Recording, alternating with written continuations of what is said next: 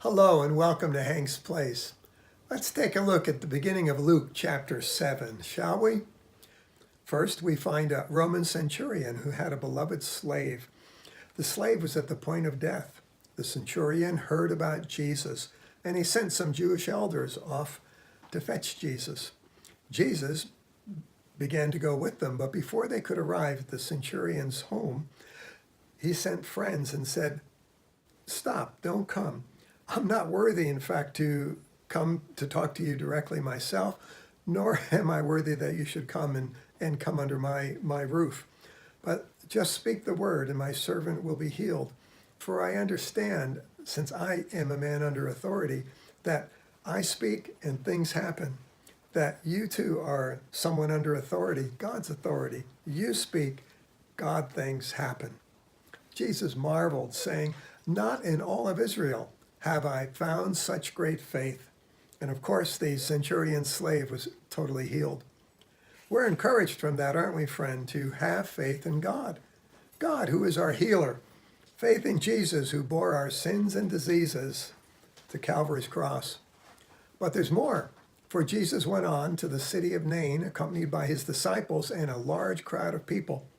And as he approached the city walls, it says that a funeral procession was coming out of the city.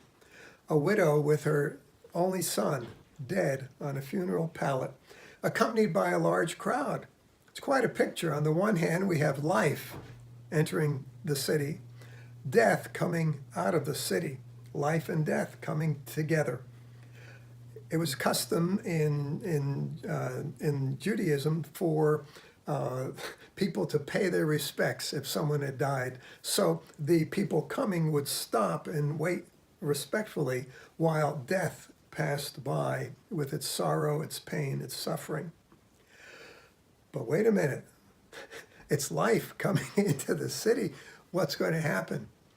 It says that Jesus, moved with compassion, stopped the funeral procession, reached out and touched the dead man and said, "Young man, I say to you, arise."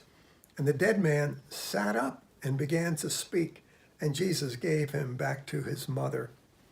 What astonishment. But let me ask you, where's the faith there? In the previous instance, there was great faith. Here, there's no mention of faith. Not with the mother, not with the crowds, not with the disciples, certainly not with the dead man. He didn't even have a heartbeat. But what was there? Compassion, the compassion of Jesus.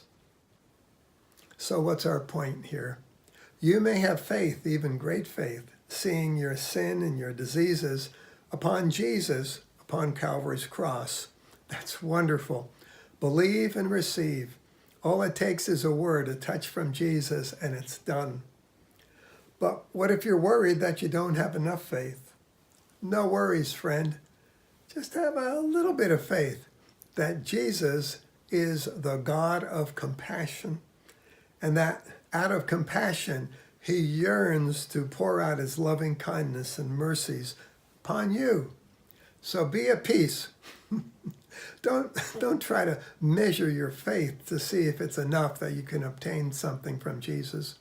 Understand that he, the God of compassion, is here yearning to be compassionate toward you to help you come alive.